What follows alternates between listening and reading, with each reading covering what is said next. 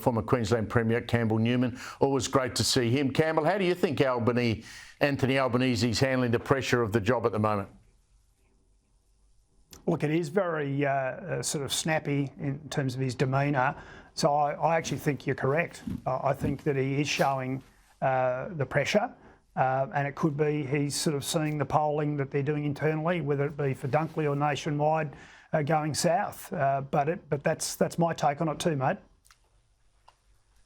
Well, speaking of Dunkley, you know by-elections as well as anyone. Usually a swing against a sitting government is to be expected. Labor holds that seat by 6.3%. I did make the point that it's a very typical middle-class area of Melbourne. I think that vote, that 6.3 margin's up from 2.7 at the previous election. What do you reckon, Campbell, would be an acceptable swing away from Labor? Look, I think there could be quite a swing, and for the reasons that you've outlined in terms of cost of living is it in such an electorate. And this electorate has been held by the Liberal Party in the past and Labor, and there was a very popular sitting member who sadly died, Peter Murphy. And I guess those factors make it somewhat complicated. The other thing I'd say, though, is you've got 8 candidates, so it's a bit of a crowded field. 5 of them, though, are what I'd say are definitely from the left. I don't know about one of the independents. You've got 2 from the right, the Liberal Party candidate Nathan Conroy and our own Kristen Abraham in the Libertarian Party, so shout out to her. But in the last election, you had significant fragmentation with not only the Liberal Party, but the then Liberal Democrats, you had UAP, and you had One Nation. So that was completely depressing the actual primary vote for the Liberal Party. So now it's far more direct, you know. Kristen Abraham, I hope she does well, but if she falls behind the Liberal Party candidate, her preferences go to him, and you'd expect that the overall primary would be much higher. So, look, I think there'll be a significant swing.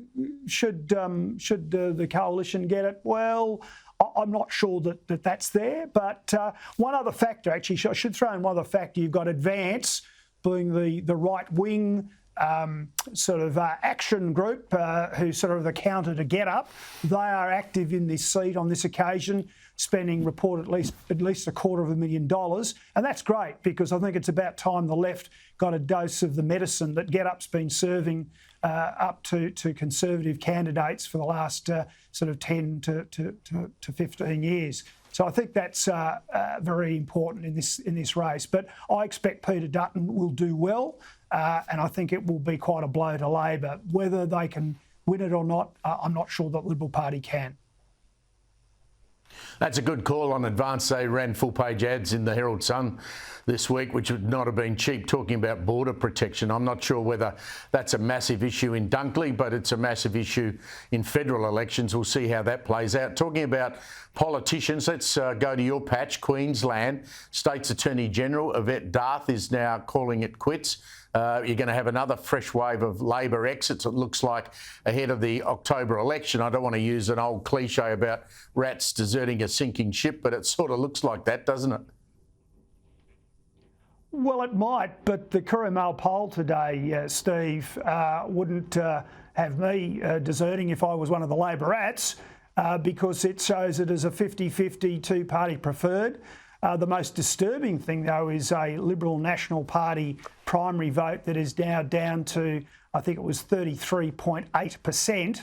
Context, the Liberal National Party government I led lost with a primary of 41.3% in 2015. If the Liberal National Party don't have a primary vote, Steve, with a 4 in front of it, they can forget it. They're not going to win. So I'm not quite sure why D'Arth's going with this very prominent poll in the Courier Mail. Maybe it is just simply for a career change and lifestyle, and politics is pretty wearing. But my point particularly is this afternoon that the Liberal National Party have to do something other than a small target strategy, because small targets actually ultimately get overlooked.